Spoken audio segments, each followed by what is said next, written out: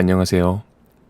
고단했던 하루의 안식처가 되어줄 책 읽어주는 남자, 책 읽는 연구원입니다. 오늘 당신의 하루는 어땠나요? 저는 오랜만에 공부를 시작했어요. 처음 사용하는 프로그램을 공부 중인데 새로운 것을 알아가는 건 항상 재밌는 것 같습니다. 정신 차리고 보니 어느새 새벽이네요. 제가 이번에 읽을 책은 행복을 담아줄게 라는 책입니다. 어릴 땐 사소한 일에도 재밌고 행복했는데 어느 순간부터인가 사소한 일에는 이런 감정을 느끼기 힘들어진 것 같습니다. 잊고 지내던 행복을 되찾고 싶어서 가져오게 된 책입니다. 이 책을 읽으면서 제가 느낀 행복과 따뜻한 위로의 말들을 여러분께 전해드리고 싶어요. 들려드리겠습니다. 나란 작가님의 행복을 담아줄게.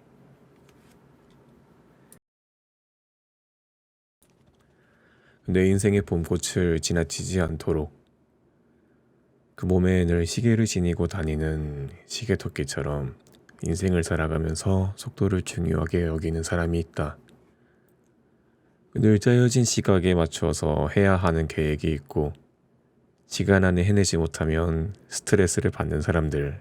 그러나 그런 사람들에게도 시간이 흐르는 것과 무관하게 자신만의 속도를 지키는 일은 한두 가지쯤 있기 마련이다. 내게는 글을 쓰는 일이 그렇다. 이상하게 글을 쓰는 일은 아무리 열심히 해도 좀처럼 속도가 나지 않는다. 끝냈다 하더라도 만족하는 일이 거의 없다.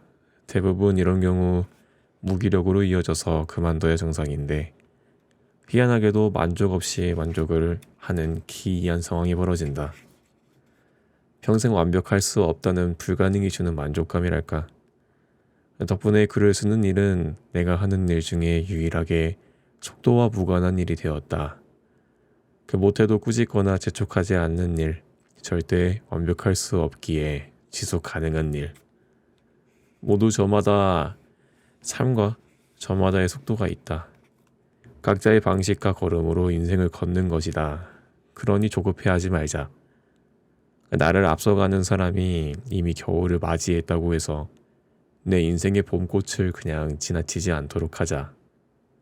꽃은 언제나 예쁘고 내 인생은 내가 가장 아름다운 시간들이니까.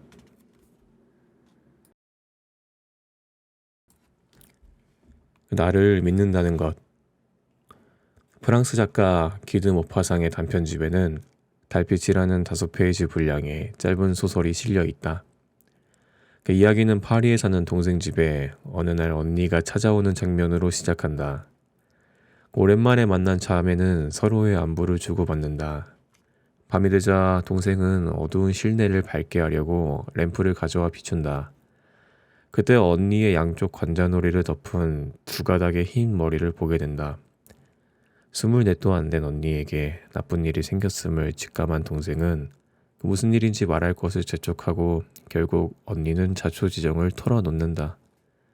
남편이 아닌 다른 남자를 사랑하게 된 것 같다는 죄책감 실린 고백이었다. 언니는 그 남자가 무슨 말을 했는지, 남자가 시를 읽어주었을 때 자신이 어떤 감정을 느꼈는지 설명하며 괴로워했고, 동생은 그런 언니에게 다가가 이렇게 말한다. 언니, 우리 여자들은 흔히 남자를 사랑하는 것이 아니라 사랑 자체를 사랑하곤 하지. 그날 밤 언니의 진정한 애인은 저 달빛이었던 거야. 동생이 언니에게 건넨 말처럼 어쩌면 우리가 사랑하는 건 사랑 그 자체인지도 모른다. 우리는 자주 사랑하는 대상을 착각한다. 그날의 온도와 분위기, 공간의 조명, 잔잔히 흐르는 음악과 알코올에 취해 내 앞에 앉은 사람을 나의 운명이라고 착각하게 되는 순간처럼 말이다.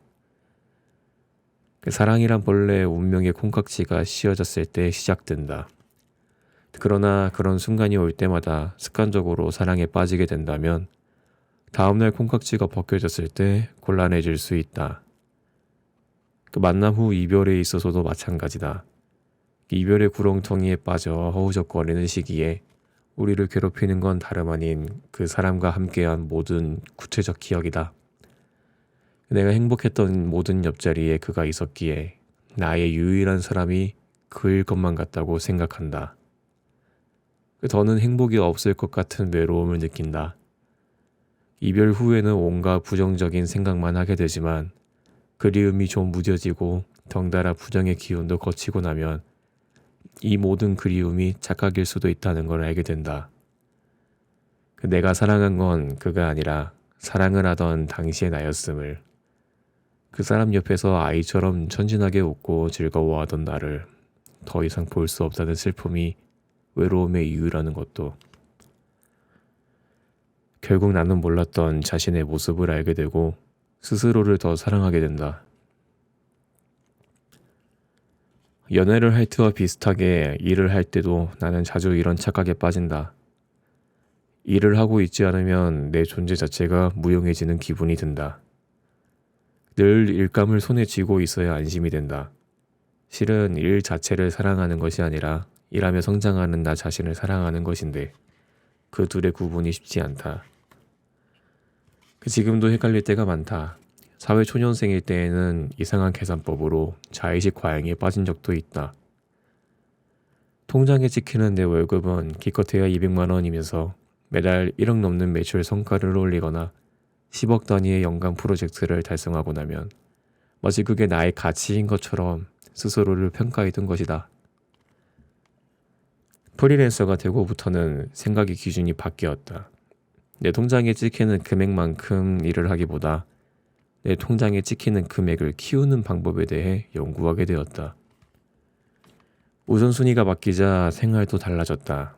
무조건 많은 일을 할 필요가 없어졌기에 거절이 쉬워졌고, 내가 잘할 수 있으면서도 좋아하는 일을 오랫동안 지속할 수 있는 방법을 고민할 수 있게 되는 것이다. 사랑과 일, 그리고 삶의 모양새는 내가 얼마만큼 나를 믿고 나아갈 수 있는지에 달려있다. 그 누군가를 사랑하고 누군가에게 사랑받는다는 경험은 큰 축복이다. 내 능력을 믿고 매달 월급을 주는 회사가 있다는 것도 든든한 버팀목이 된다. 하지만 축복도 버팀목도 내가 존재하기에 가능한 일이다. 내가 믿고 의지할 수 있는 것은 연인도 회사도 아닌 바로 나다.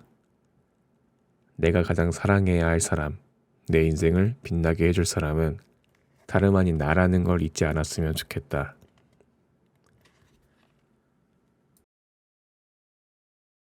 마음 산책. 그 사람과 헤어지고 나서, 지독한 감기에 걸리고 나서, 끝내 회사를 관두고 나서야 알게 되는 한 가지가 있다. 마음에도 산책이 필요하다는 것. 산책은 휴식을 취하거나 건강을 위해 천천히 걷는다는 의미로 별다른 목적 없이 천천히 걷는 것이 핵심이다. 어릴 적에 우리는 산책에 익숙했다. 학교에서 돌아오는 길에 엄마 아빠 손을 잡고 산책 삼아 집에 오거나, 기르는 반려동물과 동네를 산책하거나, 학교에서도 날씨가 좋으면 종종 수업 대신 자연학습이란 명분으로 산책을 하기도 했으니까. 그렇게 우리는 휴식을 취하거나 건강을 위해 천천히 걷는 일을 꾸준히 해왔다. 산책이라는 단어에서 산은 흩어진다는 의미다.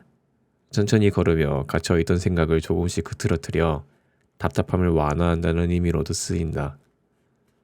우리는 알게 모르게 산책을 하며 생각을 이완시키고 마음을 보듬어왔다. 그런데 어느 순간부터 우리는 산책할 여유를 잃고 천천히 걷는 일뿐만 아니라 생각을 흐트러뜨리거나 마음을 보듬는 법까지도 잃어버리고 말았다.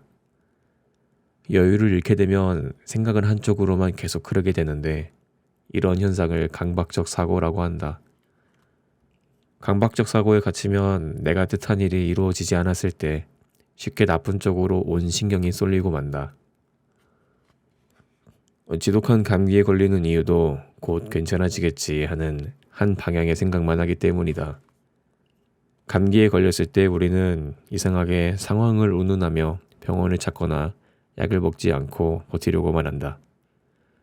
이유 없이 으슬으슬 몸이 추울 때는 겨울이니까, 몸에 기운이 없을 때는 배고프니까, 목이 아프고 칼칼할 때는 미세먼지니까 라고만 생각하고 물을 먹거나 따뜻한 차를 마시는 쉬운 방법을 의외로 생각하지 못한다.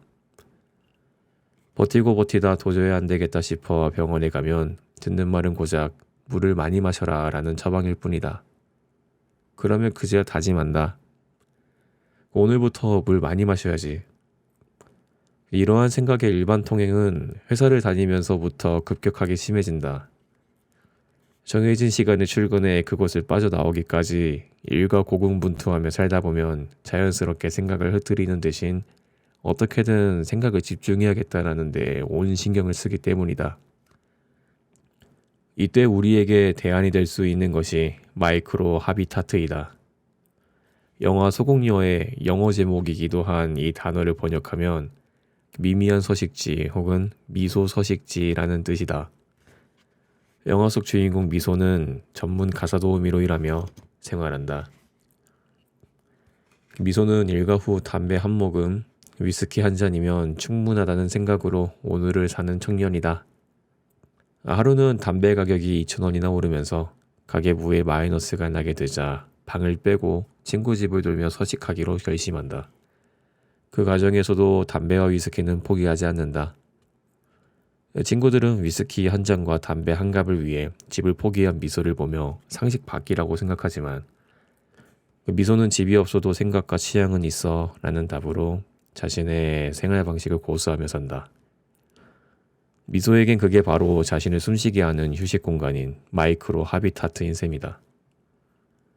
영화 속 미소에게 하루 중 잠시 숨을 고르도록 하는 것이 담배와 위스키라면 일상에 지친 현대인에게는 마음을 산책할 수 있는 휴식 공간이 마이크로 하비타트라 할 수 있다.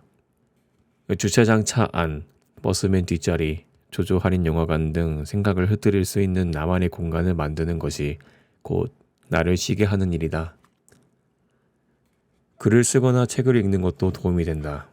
영화 패터슨에서는 버스 운전사로 일하며 시를 쓰는 패터슨의 일상을 보여준다. 똑같이 흘러가는 일주일의 일상이지만 시를 쓰는 순간만큼은 어제와 다른 오늘, 오늘과 다른 내일이 그를 기다리고 있다. 그는 같은 시간에 일어나 같은 길을 걷고 같은 사람과 같은 말을 주고받는다. 매일 같은 노선을 운전하는 틀에 박힌 일상을 보내지만 시를 쓰는 순간만큼은 세상에서 가장 자유로운 사람이 된다. 아무것도 하지 않고 오롯이 내 발과 숨소리의 주변 풍경에 취한 채 홀가문해지는 산책처럼 어제와 다른 오늘을 만들기 위해선 우리 마음에도 산책이 필요하다.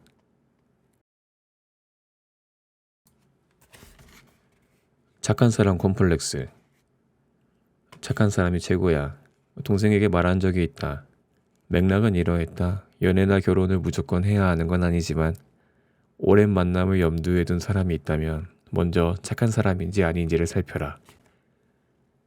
상대에 대한 배려가 부족한 사람이거나 자신의 능력이나 가진 것에 취해 있는 사람은 위험하다.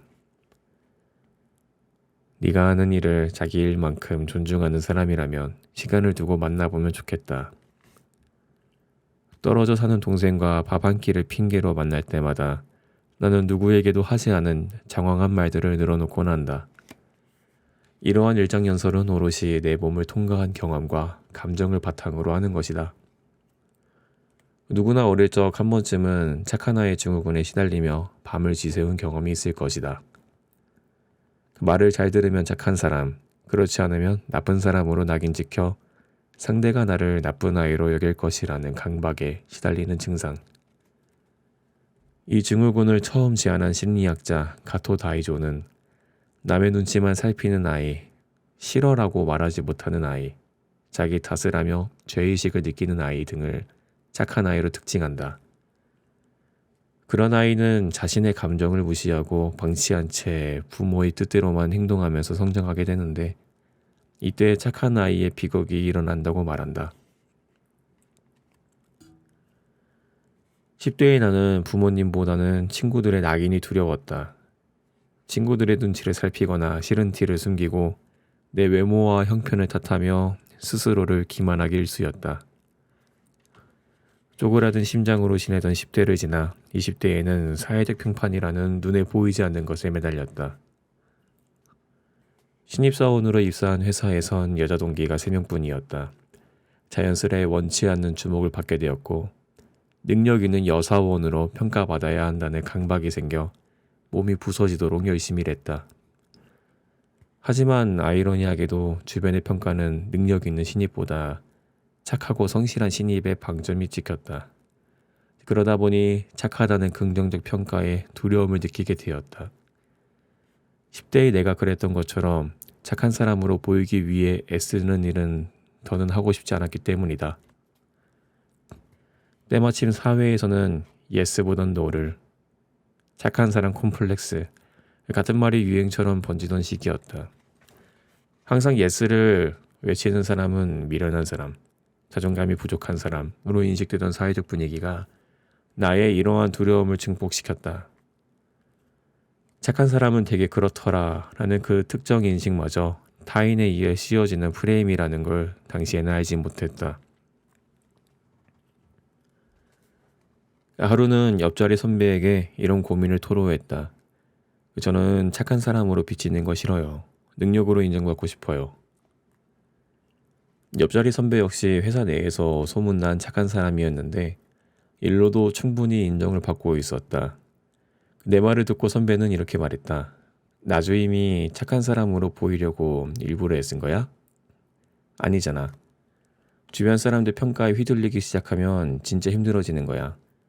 나주임은 지금처럼 나주임 방식대로 하면 돼. 순간 뒤통수를 맞은 것 같은 기분이 들었다. 어릴 적 왜곡된 기억과 사회적 인식으로 내게 착한 사람이란 단어는 20대 내내 남에게 잘 보이려 애쓰는 사람, 착한 척하는 사람과 같은 부정적 의미로 자리 잡고 있었던 것이다. 어른이 된 지금 내게 착한 사람이란 동생에게 말하는 것처럼 무조건 순종하는 사람이 아니라 자신의 것을 충분히 사랑하면서 상대를 배려하는 사람이다. 착한 사람이 될 필요가 없다는 자기계발서를 볼 때마다 반박하고 싶은 욕구가 생긴다. 언행과 마음이 바르고 상냥한 사람은 대체로 옳다. 그렇기에 우리는 착한 사람이 되어야 한다. 타인의 평가가 아닌 스스로의 언행과 마음을 컨트롤할 수 있다면 착한 사람은 그저 착한 마음을 지닌 사람일 뿐 남에게 잘 보이려고 애쓰는 것이 아니다. 스스로 그런 사람이 될 때 주변에도 자연스레 그런 사람들이 모일 것이라는 믿음 역시 나를 착한 사람이 되고 싶게 한다.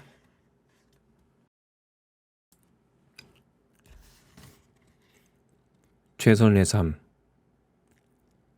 10여 년 가까이 서점을 들락거리며 얻은 깨달음으로 지금은 한 직장에 소속되기를 포기하고 기획자, 에디터, 작가, 강사 등 상황에 따라 명함을 바꿀 수 있는 자유로운 직업인으로 지내고 있다.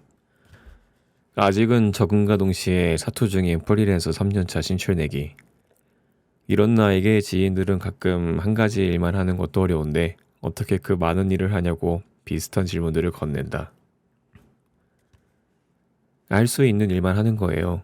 나는 이렇게 답하고는 오히려 직장인들을 향해 되묻는다. 저보다 더 많은 걸 하시잖아요. 어떻게 그걸 다 해요? 직장에 다닐 때는 몰랐다.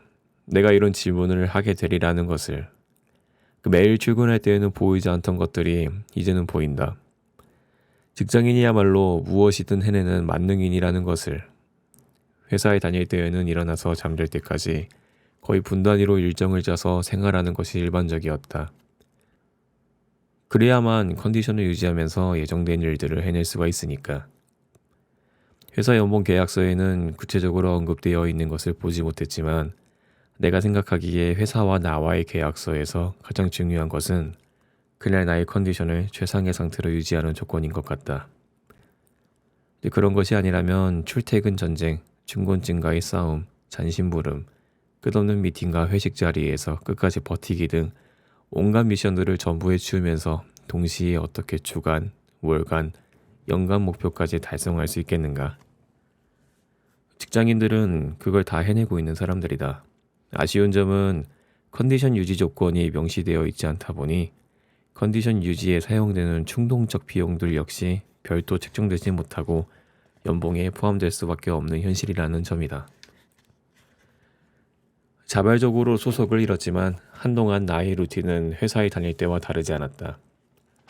정해진 시간에 일어나 운동하고 일하고 밥을 먹고 다시 일을 했다. 남는 시간에는 책을 읽거나 글을 썼다. 계획한 일을 전부 하고 취미생활까지 했는데 어느 날부터는 시간이 남기 시작했다. 처음에는 여유가 있다는 사실이 마냥 낯설고 불안했다. 이를테면 내가 혼자 생활하다 보니 결국 게을러졌구나. 정신이 해이해졌구나. 하는 자책 단계로 접어든 것이다. 자책 단계에서는 이성적인 사리 분별이 불가능하다 보니 괜히 일을 더 만들어서 스스로 혹사시키는 단계에 접어든다. 그렇게 나의 정신과 육신을 휘저은 다음에야 제풀에 지쳐 천천히 사유한다. 전에 없던 시간의 여유는 어디에서 온 것인가, 내 자책의 이유는 무엇인가 같은 것들을. 그제야 머릿속 바퀴가 맞물려 돌아가기 시작한다.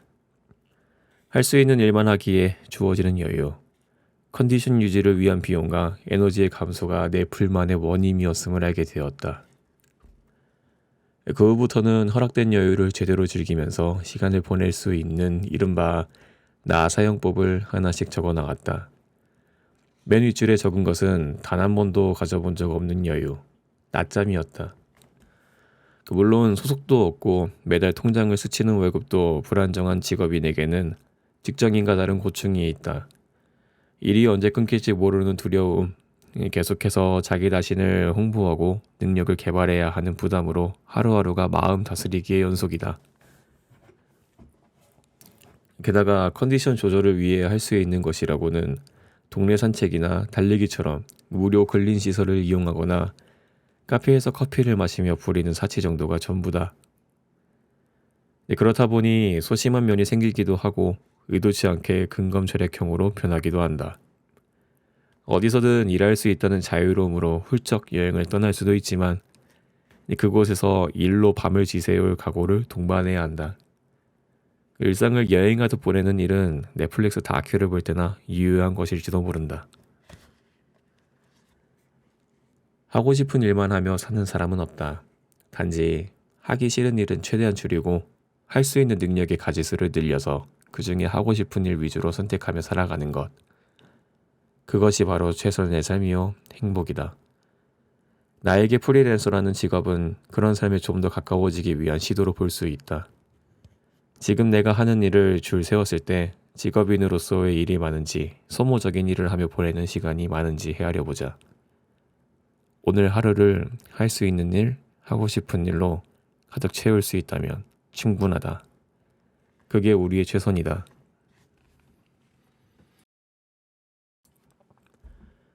사소한 안정. 저울을 샀다. 0.01g까지 잴 수 있는 꽤 성능이 좋은 저울이다. 성능이 좋다고 가격을 무시할 수는 없기에 오랜 비교와 고민이 있었는데 그램 수는 물론이고 타이머까지 가능하다는 점이 선택의 방점을 찍어주었다. 오늘부터 정확하게 계량해서 커피를 내릴 수 있다. 알 수 없는 안정이 찾아온다. 무엇 하나 명확하지 않은 세상이다. 어제까지 연락을 주고받던 관계가 오늘 토라질 수도 있고 오늘 멀쩡히 다니던 회사가 내일 폐업하지 말란 법도 없다. 매일같이 나를 걱정해 주시던 부모님을 내일부터는 내가 걱정해야 하는 상황이 벌어질 수도 있는 세상에서 불안은 언제나 고정값이다. 그런 세상에서 그램수를 맞춰 커피를 내리기만 하면 정해진 맛을 볼 수 있다는 것이 원하고 기대하는 만큼의 결과가 출력된다는 것이 얼마나 놀라운 일인지. 불명확하고 불투명한 세상에서 안정을 찾을 수 있는 보편의 방법이 무엇인지는 모른다. 그러나 개인적이고 사적인 영역일수록 그 안에 나의 안정은 더 단단히 자리 잡혀 있다. 지금 나와 가장 가까이에 있는 것은 무엇인가? 그중 나를 안정시키는 것은 무엇인가? 모르겠다면 돌아볼 것, 없다면 만들어 볼 것, 나의 안정을 찾아서 값을 지불해 볼 것. 때로는 사소한 안정이 나를 숨쉬게 할 때도 있으니. 너그러워져야 사랑할 수 있어. 평소보다 10분 늦게 일어난 날, 지각을 한 것은 아니지만 아침부터 서두르는 통에 기분이 좋지 않았다. 점심을 먹으면서 하얀 셔츠에 국물이 튀어 얼룩이 져버렸고 하필 오후에는 미팅을 앞두고 있어서 집에 들렀다 가야 하나 고민을 하기도 했다. 퇴근 후에는 모처럼 친구와 저녁을 먹고 계산을 하려는데 카드를 두고 온 것이 떠올랐다. 계좌 이체를 하겠다고 말은 했지만 계산하고 있는 친구 옆에 서 있으려니 머쓱해 등줄기에는 땀이 흘렀다. 모든 일과를 마치고 도착한 집. 곧장 침대를 향해 몸을 뻗는다. 더 이상 무언가 할 의욕도 힘도 없다. 돌이켜보면 오늘 하루 크게 바쁘거나 힘든 일도 없었는데 왜 이럴까? 이런 날은 좀 귀찮더라도 하루를 되돌아봐야 한다. 온종일 스스로를 꾸짖는데 모든 기력을 소진했을 가능성이 높기 때문이다. 자존감. 우리가 이 단어 앞에서 흔히 하는 착각은 내 자존감의 근본이 완벽에 있다는 믿음이다. 일, 사랑, 인간관계 등 모든 영역에서 적어도 B 플러스를 받아야지만 자존감이 높은 사람이라고 착각하는 것이다. 전에는 나 역시 얼마나 계획대로 완벽하게 살았는지를 기준으로 오늘의 자존감 점수를 매겼다. 타인에게 피해를 주지 않고 주어진 일을 완벽히 해냈을 때 스스로 자존감이 높은 사람이라고 자부했다. 그러나 거기에는 본질에 대한 생각이 빠져 있었다. 자존감을 높이기 위한 필요 조건으로 내가 얼마나 조직에 쓸모있고 타인에게 잘하는지, 일상을 통제할 수 있는 사람인지 같은 것들이 충족될 수 있었다. 그러나 그것이 자존감 그 자체의 본질은 아니었던 것이다. 자존감, 이 알쏭달쏭한 단어는 내가 나를 사랑하는 정도를 뜻한다. 나를 사랑하는 데는 사실 특별한 조건이 없다. 내가 나를 사랑하고 보듬어주던 때를 돌이켜보면 모든 것이 완벽했던 순간이 아니라 오히려 나의 부족함을 인정하고 현재의 감정을 되짚으며 스스로를 위로했던 순간들이었다. 작은 일에도 완벽을 지향하는 사람들이 있다. 이러한 완벽주의 성향의 사람은 평소 높은 자존감을 유지하는 편이다. 그들은 아침에 일어나 눈을 뜨기도 전에 머릿속으로 오늘 하루치 계획표를 그린다. 지금까지의 경험을 토대로 중간에 생길 변수까지 고려하여 짜여진 오전과 오후. 이 모든 것들이 계획된 대로 흘러갈 때 그들의 몸과 마음은 가벼운 상태를 유지한다. 대부분의 사람들은 그런 그들을 보며 자존감 높은 사람, 밝고 똑부러지는 사람으로 평가한다. 그러면 그 평가는 다시 선순환되어 그들의 루틴에 긍정적 영향을 미치는 것이다. 그러나 완벽한 루틴일수록 치명적인 단점이 있다. 옆에서 툭 치며 무너져 내리기 쉽다는 것이다. 인생은 변수의 연속이다. 매일 같은 패턴을 유지하기란 쉽지 않다. 내가 일부러 저지른 일이 아니어도 실수는 어디에서나 생기기 마련이다. 완벽주의의 성향을 가진 사람들은 자기 통제에도 뛰어나 이러한 실수와 맞닥뜨리게 되면 스스로에게 엄격한 잣대를 들이대곤 한다. 평소 작은 실수 하나로도 스스로를 피곤하게 만드는 이들은 정말 큰일이 닥쳤을 때 오히려 그렇지 않은 사람들보다 스트레스에 취약해지는 모습을 종종 볼 수 있다. 주변에 손을 내밀거나 도움을 요청해 본 적이 없기 때문에 이런 상태가 되면 부정적인 기운만 가득해질 수 있으니 주의해야 한다. 타인에게 피해 주지 않기, 상처 주는 말 하지 않기와 같은 것들은 어느 정도 우리의 몸에 배어 있다. 이제는 그 대상을 타인이 아닌 나에게 적용해 보면 어떨까? 나에게 너그러워지는 것은 나를 돌보는 일이다. 그 시작은 내 안의 모든 감정을 인정하는 것. 내 인생에 기쁨과 환희 같은 긍정의 감정만 있으면 좋겠지만 불안과 분노도 찾아올 수 있음을 인정하는 것. 그 감정들이 지금 내 안에 있다는 것을 받아들이고 그 감정의 원인을 하나씩 제거해 나갈 때 우리는 겉으로 드러나는 완벽 없이도 오늘의 나를 사랑할 수 있지 않을까? 이젠 나에게 너그러워질 차례다. 그 정도의 여유는 부려도 괜찮다. 내면의 나 만나기. 명절의 달 2월 심심함을 달랠 겸 휴대폰 연락처에 저장된 이름들을 기억 니은 디귿부터 피읍 티읕 티읕까지 훑는다.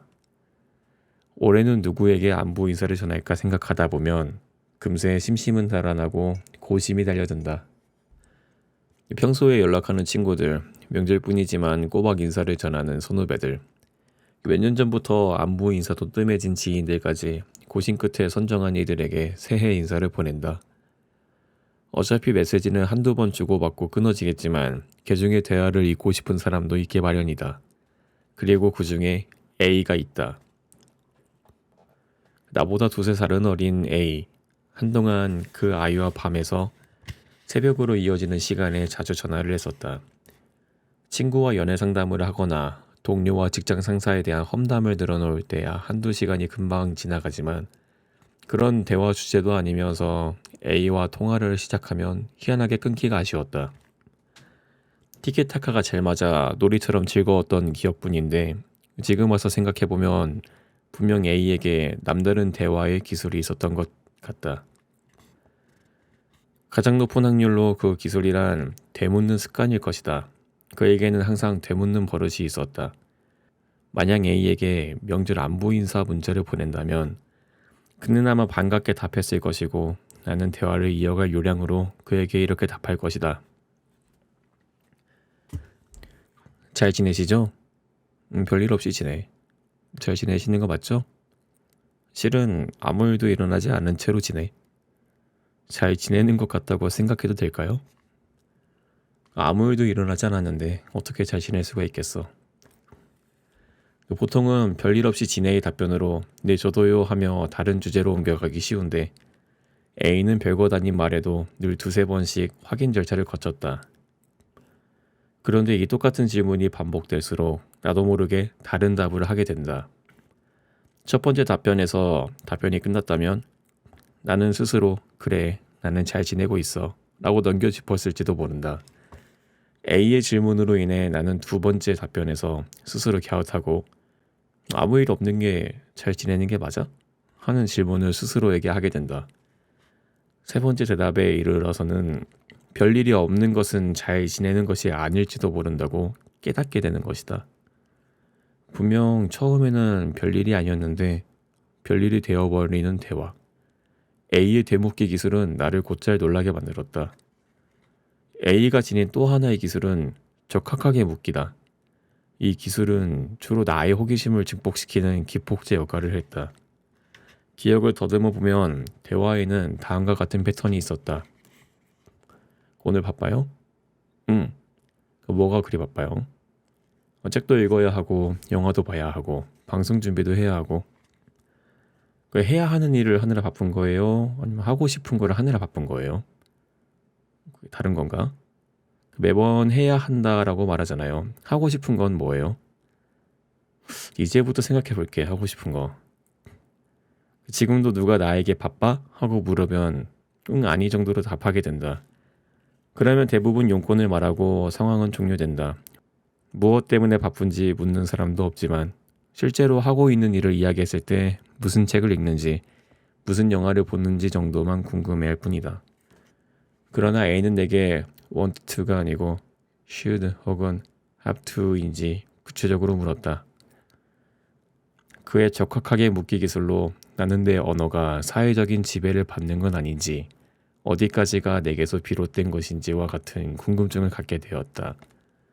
과연 나는 언제부터 하고 싶은 것보다 해야 하는 일 위주로 삶의 방향을 선택하고 보여주고 싶은 모습보다 드러내면 좋을 모습만 보여주며 살게 되었을까? A와 대화를 하다 보면 나는 어느새 과거를 거스르며 나의 진짜 속마음을 되짚어보고는 했다. A와의 대화를 통해 느낀 것은 내면의 나를 만나려면 몇 커플은 나 스스로를 벗겨내야 한다는 사실이었다. 적확하게 묻기.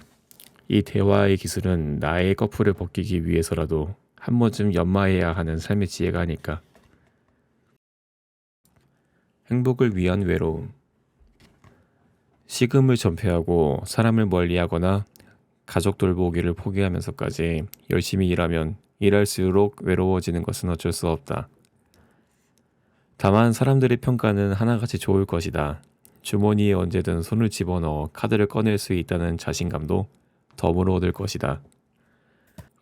그러다 돌연 혼자가 되는 시간이 오면 미칠 듯한 외로움에 빠지게 된다. 일만 그런 것이 아니다. 어떤 대상에 빠진다는 것은 모두 외로움의 깊이를 더하는 것과 같다. 이성에 빠지거나 음악에 빠지거나 하는 것도 마찬가지다. 어떤 대상에 빠지면 빠질수록 더 깊은 외로움을 느낄 수밖에 없다. 대상에게 빠져있는 그 시간들이 너무 행복해서인지도 모른다. 외로움을 달래는 방법은 오로지 두 가지. 받아들이고 뱉어내는 방법뿐이다. 나의 경우엔 외로움을 탓하고 매달리며 씨름하다 보면 결국 그 외로움을 받아들이게 되었다. 그러다 사무치는 외로움 속에서 시간을 견디다 보면 어느새 행복이 찾아와 인사를 건네는 날들도 있었다. 어쩌면 외로움은 익숙한 것, 흔한 것, 그래서 누구나 받아들이거나 뱉어내고 있는 것. 우리는 모두 이렇게나 외롭다. 우리 함께 달려요. 옥탑방에 혼자 살 적에는 곧잘 공원까지 뛰어가곤 했다. 집에 있으면 심심하기도 하고 문만 열면 너른 옥상이 있어 가볍게 뛰기 좋은 환경이 공원까지 나가 달리게 하는데 안몫을 했다.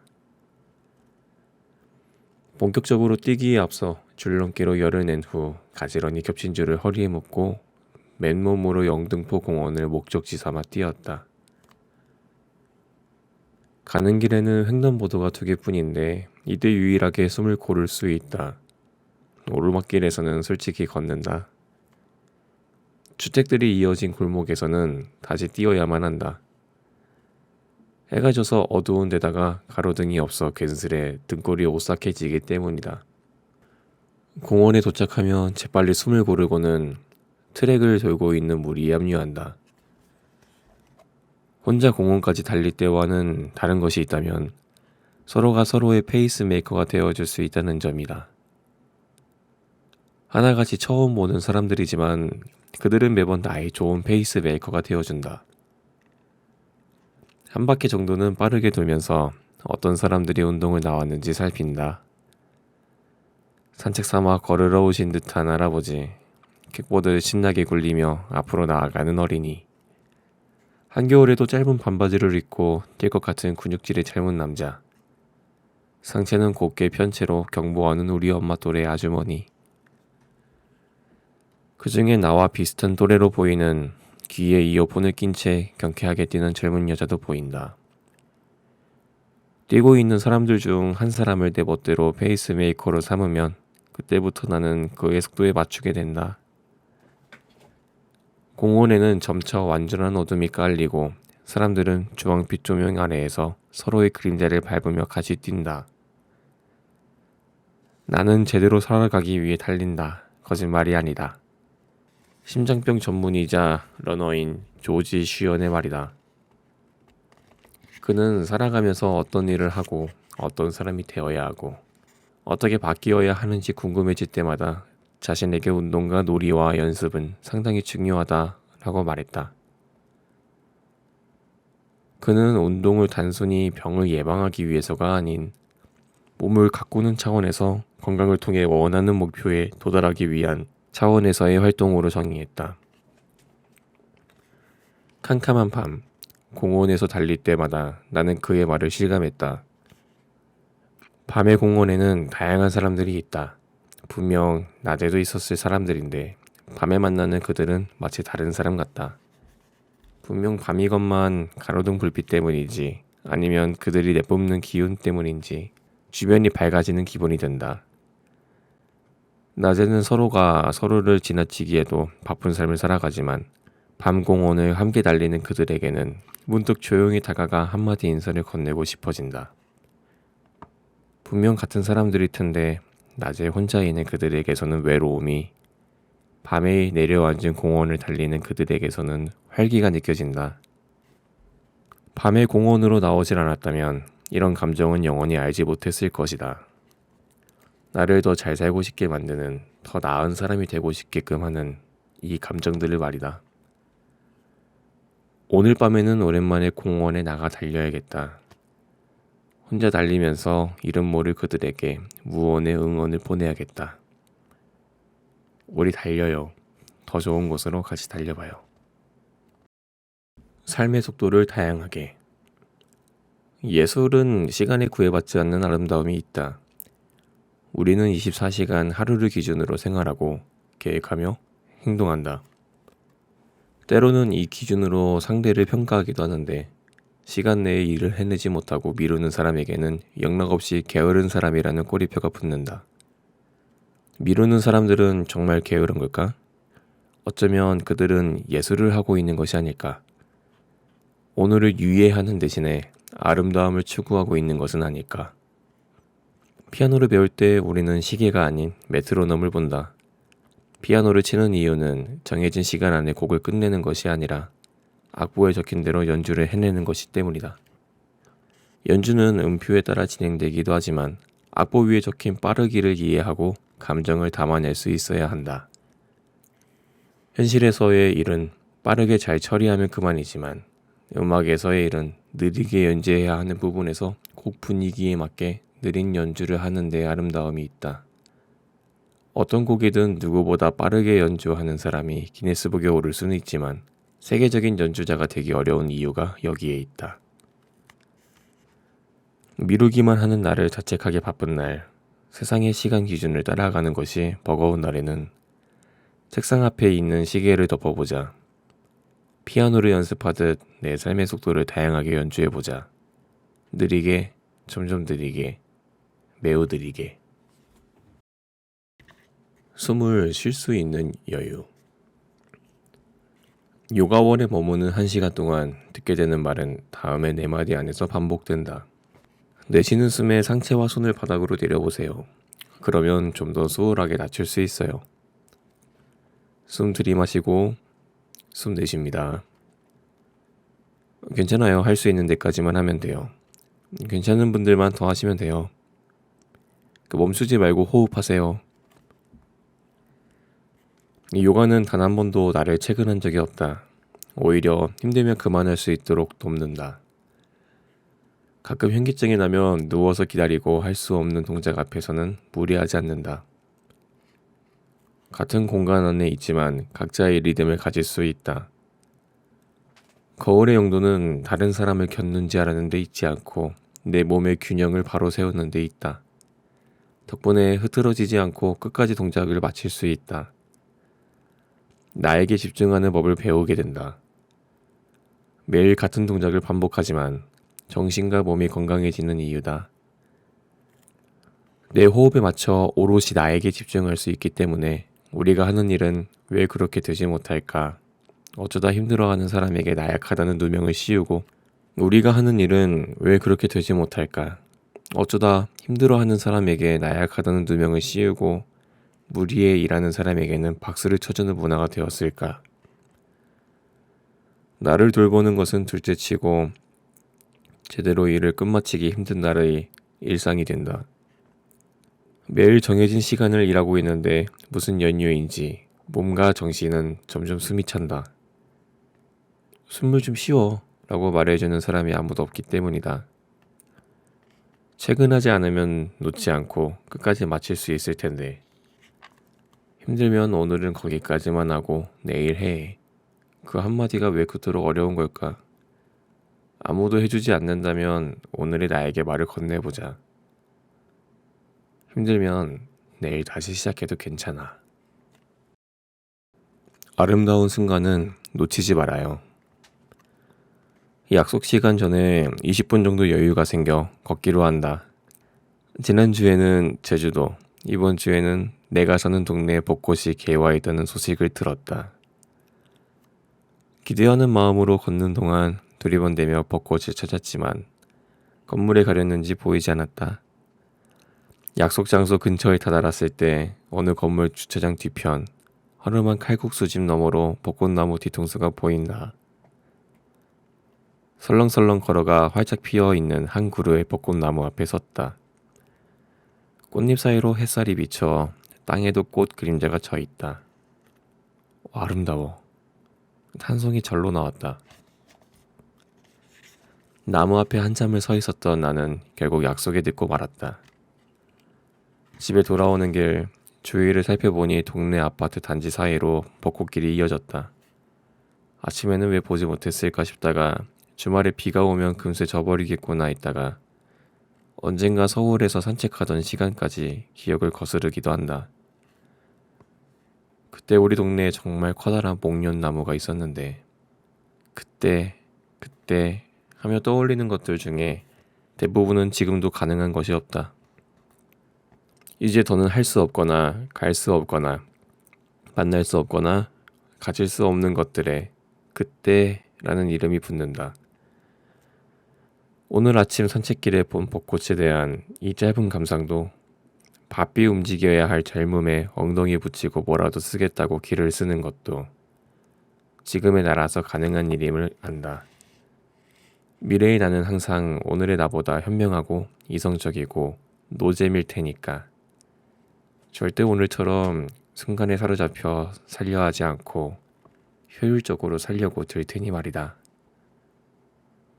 그러니 오늘 아침에는 산책을 하자. 저의 첫 번째 영상입니다.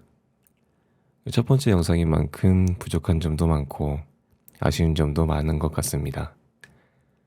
제가 영상 초반에 공부 중이라고 했던 것도 동영상 편집 프로그램을 말하는 거였어요. 열심히 공부 중인데 제가 생각하는 것처럼 결과물이 나오는 것 같지는 않습니다. 배움의 길은 끝이 없는 것 같네요. 그래도 앞으로 더 나은 영상과 더 높은 질의 영상을 제공하고자 노력하겠습니다. 들어주셔서 진심으로 감사합니다. 이상 책 읽는 연구원이었습니다. 다음 영상에서 뵐게요.